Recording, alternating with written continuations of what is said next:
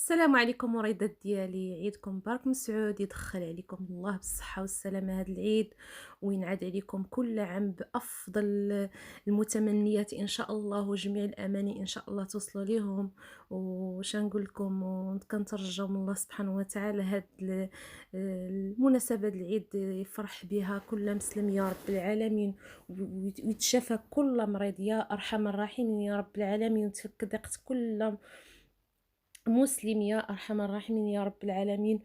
وش غادي نقول لكم في هذه المناسبة السعيدة؟ الله يا ربي نكون خفيفة على القلوب ديالكم، ونكون كندخل عليكم ولو غير شوية ديال الاستفادة، كما انا كنستافد من ناس اخرين. كنترجى من الله سبحانه وتعالى حتى انا يكونوا كيستافدوا مني الناس.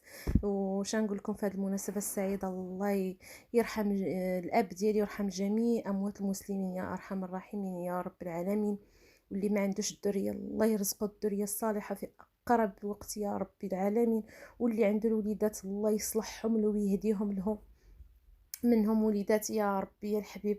والله يردهم ليه ردا جميلا، ويصلح دينهم ودنياهم هما وليدات المسلمين، ويثبتهم على الدين الاسلام. والحمد لله على نعمه الاسلام، بها حنا باش كنفرحوا بالعيد، كنفرحوا برمضان، اللهم لك الحمد.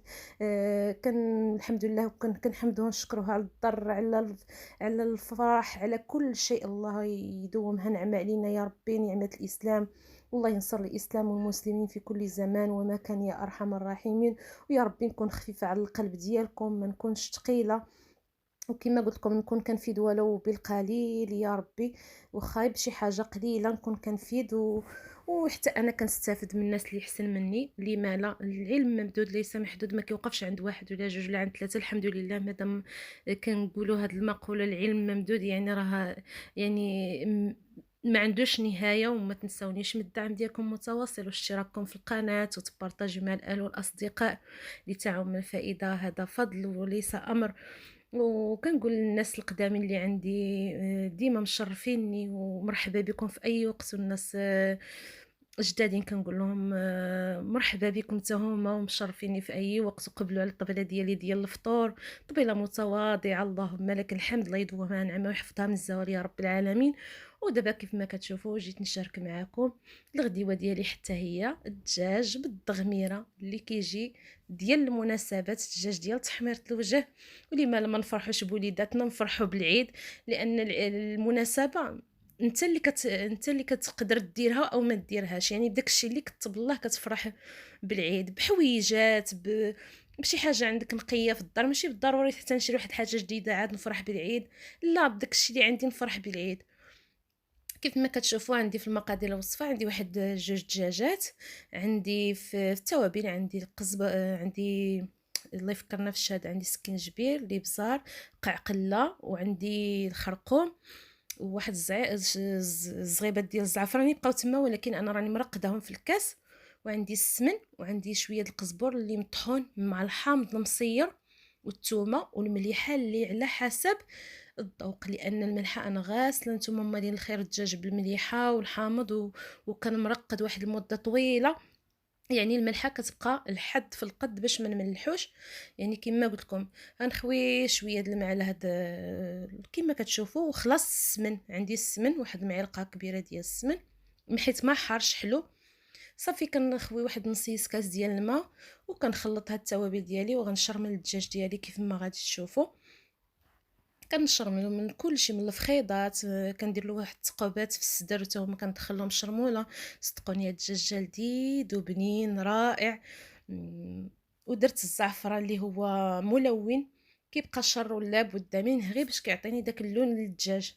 اما انا راه ما كنطيبش به، غير هكذا الدجاج راني درتو كما قلت لكم كيبقى شر لابد منه. صافي من بعد ما شرملت الدجيجات ديالي خلاص، حزمت لهم الرجيلات كما كتعرفوا. وصافي كنطرطق لهم داك الظهير ديالهم باش ما كيتهرسوا في الطنجره، كيبقى محافظين على كما كنقولوا على الفورمه ديالهم. وصافي ها نتوما كما وريتكم نتوما كنطرطقهم، كونوا متاكدين الا طرطقتوهم نتوما راه ما كيتهرس ما والو، كيبقى مزيان. وصافي وغنرجعهم على البوطه يطيبوا، يتقلاو مزيان. وضروري ما نقطع ليهم واحد البصيله، واخا انا ما كان انا البصله ديال الدغميره ما كنطيبهاش مع الدجاج، كنطيبها بوحدها. مهم. وهنايا راني خويت داك الزعفران الشعره اللي رقدت في الماء دافي، وهنا غنقرض غير واحد البصيله وحده. راكم عارفين باش حتى الدجاج كيتلذذ بداك البصيله. وغنرجعو من فوق البوطه بلا زيت بلا حتى حاجه، غنخليه يتقلى ليا. وهنا زدت واحد الربيطه ديال القزبور، غنخليه يتقلى ليا حتى غيدي ليا اللون ويتشرب داك الشريميله اللي درت. وخلاص هاد الدجاج انا راني خليته تقريبا واحد الساعتين. فاش فقت في الصباح قاديته شرملته خليته كيتشرمل، عاد وليت درت له داك البصيله وداك كيما قلت لكم الزعفران، وعاد رجعته من فوق البوطه كيف ما كتشوفوا. صافي كنبقى نقلبو شويه بشويه بشويه بشويه كيدي ليا اللون، وصدقوني ما كيتهرس ما حتى شي حاجه، كيبقى محافظ على الفورمه ديالو كما هو. صافي ملي كان سميتو هانتوما كنبقى غير بمغرفه الخشب وبشويه. صافي دابا غادي نزيد الزيت من بعد ما صافي تخدا ليا اللون تشرب ليا بداك الشريميله. زدت تقريبا واحد ربيع كاس الزيت، انا ما كنديرش الزيت بزاف. وصافي وغنروي بميها طايبه الروه القياس اللي غادي طيب ليا فيه داك الدجاج كيف ما تشوفوا، يعني كيكون داك الروه حتى هو الحد في القد.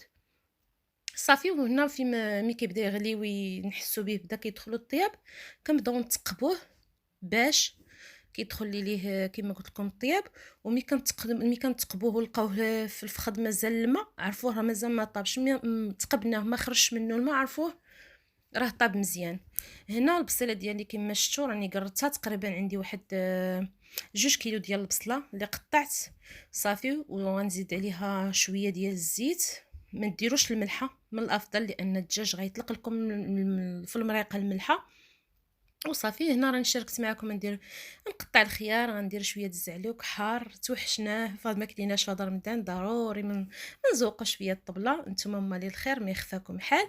وهنا القنيصات والكبيده راني درتهم في كاسرونه نخوي عليهم واحد شويه ديال الخل وغنرجعهم يطبخوا باش ما سميتو نتوما مالي الخير باش مابقاش فيهم الزفوريه. هنا راه طابت ليا الدجاج ديالي حيدته وحطيته على هذا. دابا خديت داك البصيله راه حتى هي طابت، وزدت عليها داك المريقه ديال الدجاج وخليتها من فوق يعني دزتها في الكوكوط. دابا زدت واحد المعلقه ديال السكر وغنزيد واحد الراس المعلقه ديال القرفه. صدقوني السكر كيعطي داك اللون الذهبي للدغميره ديالي، اما القرفه كتعطيه واحد المذاق للدغميره ديال العراسات. صافي كنبقى نشحر في داك الدغميره ديالي، نشحر فيها.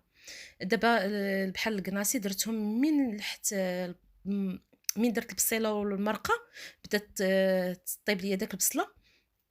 وما ديروش داك السكر والقرفه تكون عندكم مازال المرقه في كما كنقولوا في الطنجره بزاف، يعني تشرب ليا الطنجره مزيان، يعني تقرب تغمر. عاد تزيدوا داك البصيله، عاد تزيدوا داك القريفه والسكر، وعاد كنزيدوا الكبده لان الكبده راكم عارفين دغيا كطيب بلا باش ما تفرتليش بزاف في الكوكوط.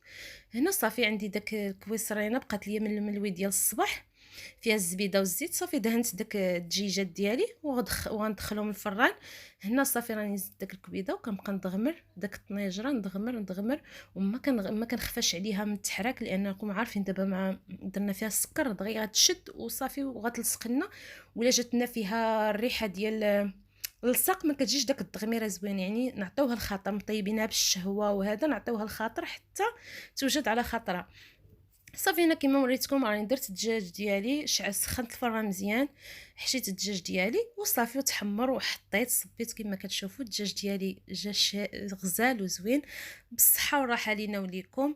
كنترجى الله سبحانه وتعالى هذا العيد يكون دخل عليكم الصحه والسلامه والرزق. وما تنسونيش بانني احبكم في الله حبا كثيرا، وما تنسونيش من الدعم ديالكم متواصل، اشتراككم في القناه، بارطاجيو مع الاهل والاصدقاء فضلا وليس امر. الى فيديو اخر وفي امان الله.